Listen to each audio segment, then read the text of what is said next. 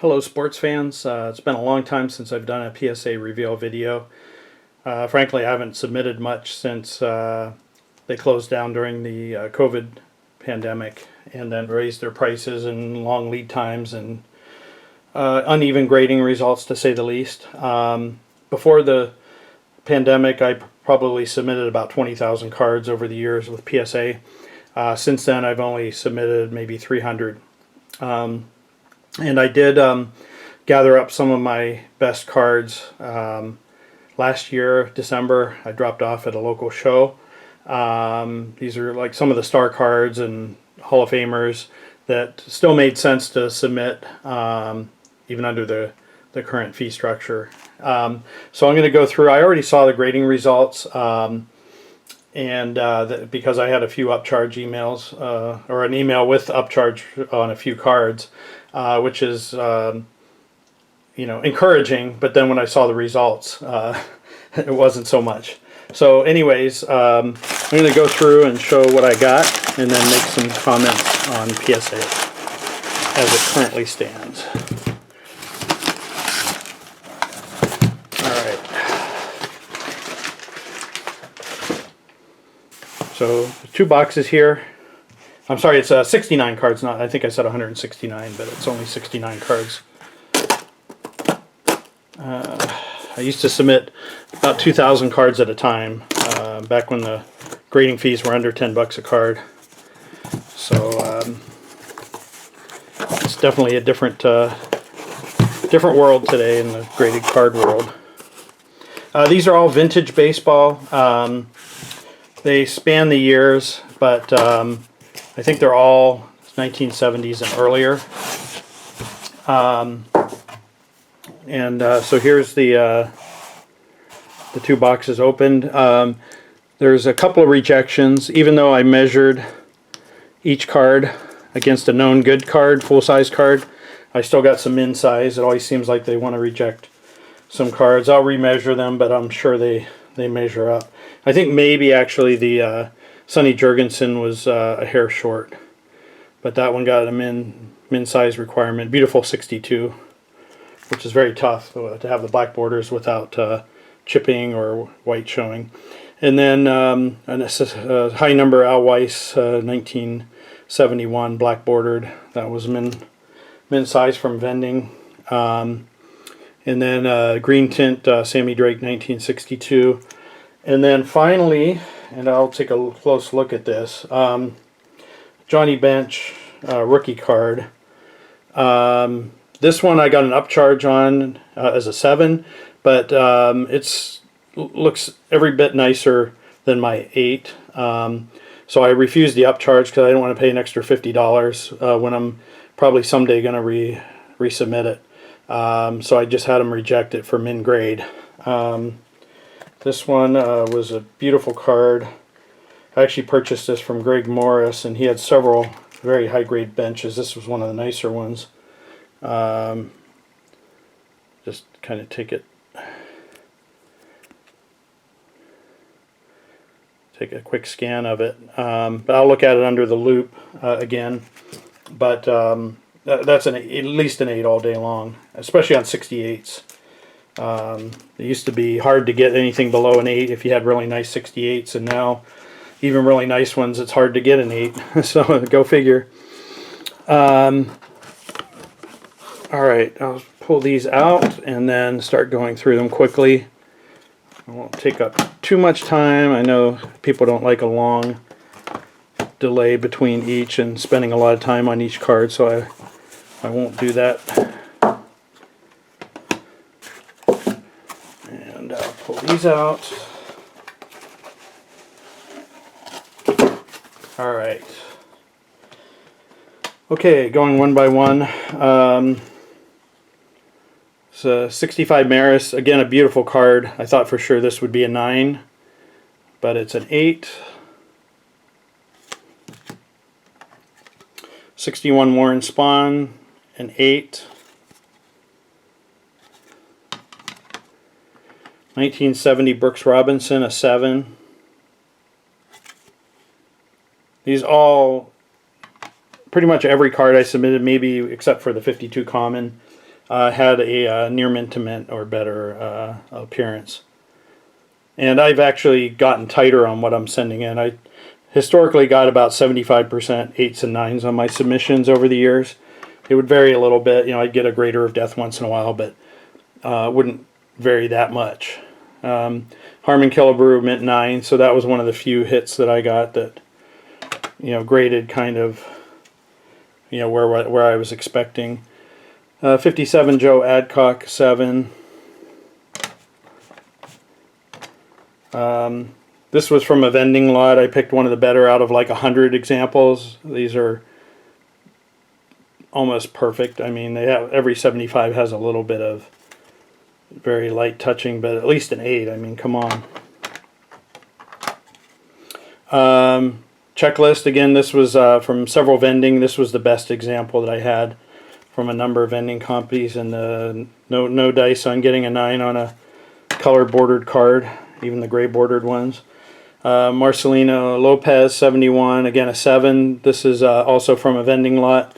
I've got like 150 of these, and many of them are near mint plus the near mint mint, but apparently the best one isn't. So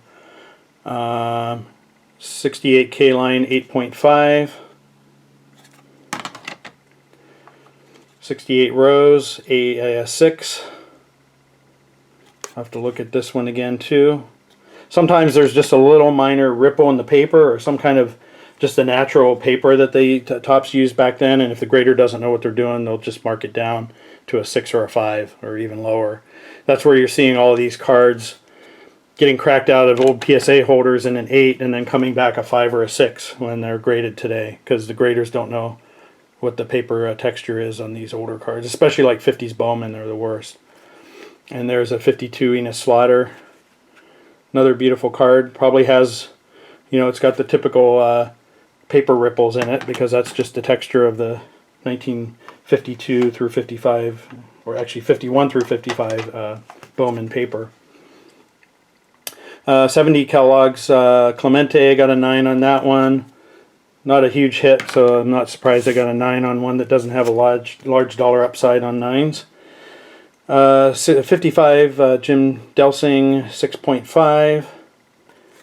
I actually didn't do too bad on these 55s for the most part,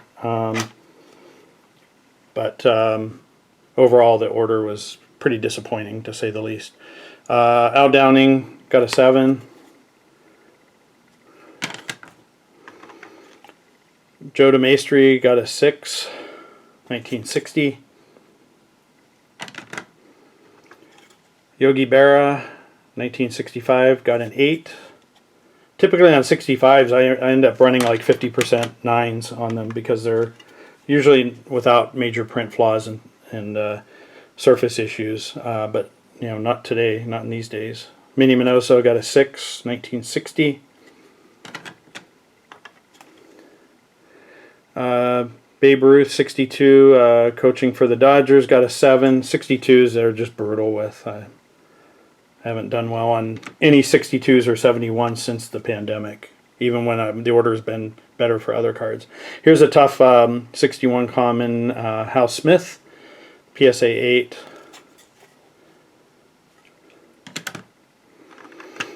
66 Tigers team, PSA 8. So again, not much PSA 9 love, save for very few cards. A few good hits, but really not enough to pull the order up. A Willie Mays 59 All-Star got an 8. Tony Canigliaro 65 got an 8.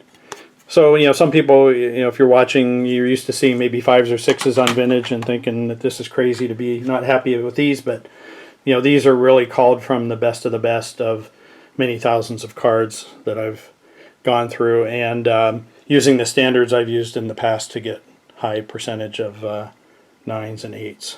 So this was a good hit, actually. Bob Barton in action. This is a tough common from 1972. So I'm happy with that one. Louis Tiant rookie 7.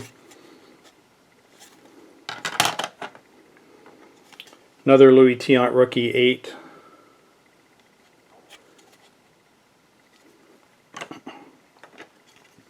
72 Reggie is a 6. Again, a very nice card. Not sure why it's 6. I screen these for surface issues too. Even if they have a dimple, I'm hesitant to send them in. Pete Rose in action, a 7.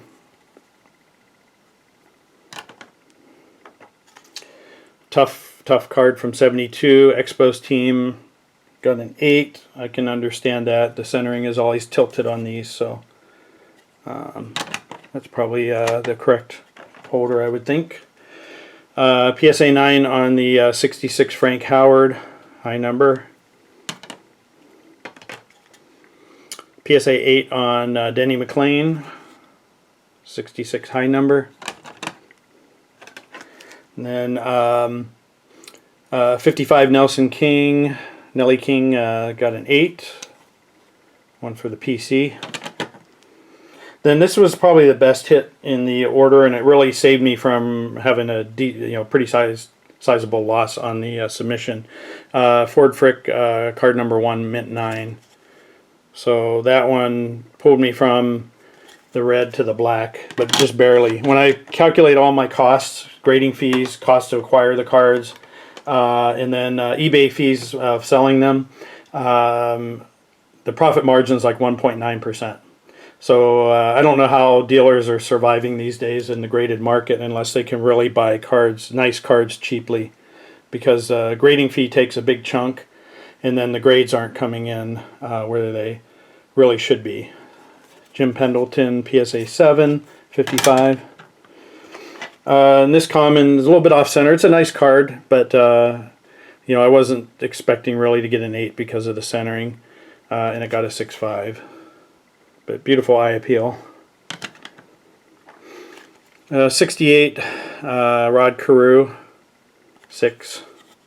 Can't believe how hard it is to get an 8 on 68s, because they used to be hard to get below an 8 because of the burlap and the fact the cards were really quality stock and glossy. Howie Paulette, 8 for my PC, for my set. Here was another good hit. This was Tony Perez, mint 9. I was really shocked on a gray bordered, any color bordered card getting a 9 these days. Probably would have been a 10 back in the day. Musial 3000 hit card, got a 6.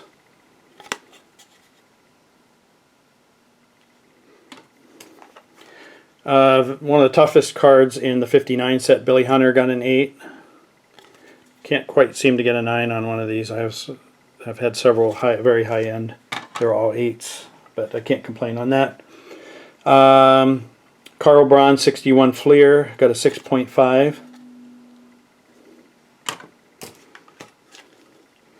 Johnny Bench got a 7. Again, very nice card. Maybe centering is what kept it out of an 8 holder. But it's very tough. And then Gene Conley, this is a tough 57 common. They gave it a 5. I have no clue why. This one usually has print snow, and this one doesn't. I don't know. I'll look for a surface flaw, but I've been purposely screening heavily for those because I know they kill cards now for any minor issue on the front or back. Roger Worley, 71, got a 5. Again, hammered it for something maybe on the surface. You can check out the corners on these 71s. I mean, they're not gem mint to a razor point with no color loss at all, but there's hardly any wear on those, and the centering is great. So again, they must have seen something on the surface. Don Buford got an 8, 73. This is a tough 73 common.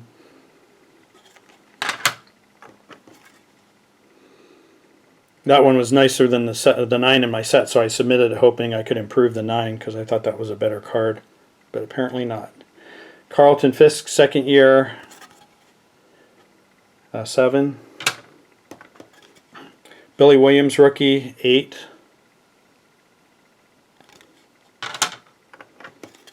I got an upcharge on this one, Roberto Clemente, 8. But none of these are 9-ing. and they were all really beautiful, beautiful cards. Dave Parker, recent Hall of Famer edition, PSA 8. Another one they gave PSA 7. Centering's a little bit off on that, so that's probably what hit that. Dwayne Paulette got an 8 for my 55 set. Red Shane Dienst got a 6. So again, another Bowman that they're giving 5s and 6s on. Enos Slaughter, 7.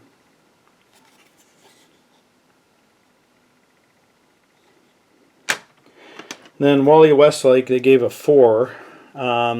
If I submitted this to SGC, I would get a 6 or a 7, based on what I'm seeing other people that are spending the money to crack and submit to SGC.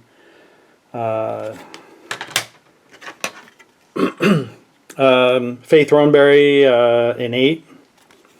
So again, overall, save for a couple like that last one, I did okay on the 55s. I'm happy to get 8s on those. Here's a tough variation, the no sold statement version of the Merit Ranu, 1966. So I'm happy with the 8 on that. Max Serkant, this is probably the toughest common, or one of the few toughest commons. It's like a $1,000 card and an 8. So obviously I wouldn't get an 8 on it. But this is a really nice card.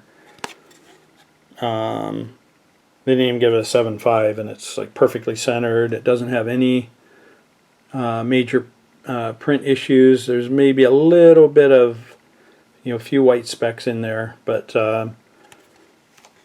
so are all the 8s out there. None of them are perfectly dark black in the background. Bart Starr, 6.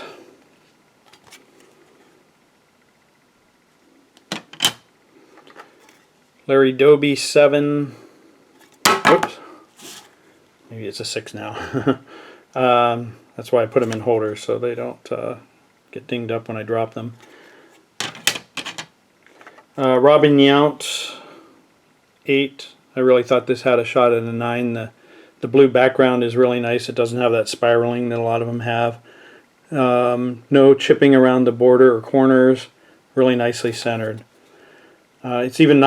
It's pretty nicely centered on the back compared to a lot of the 9s out there. I mean, they're always pretty much 75-25 on the back. And then Lynn Swan, 8. Again, I thought this really had a good shot at a 9.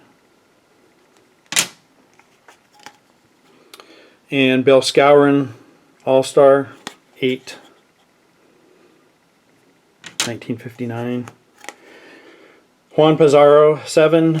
I need an 8 for my set, but it was not to be on this card, so I'll add the 7 to my set. And finally, a Tom Seaver. This one again should have been an 8. It's got a little bit of a tilted orientation for the image, but that's like 99% of them are like that. And even at the worst centering, it's within the PSA 8 guidelines. All right, so that's the submission. Just the final comments. I've submitted my last order to PSA. It's like rolling a roulette wheel.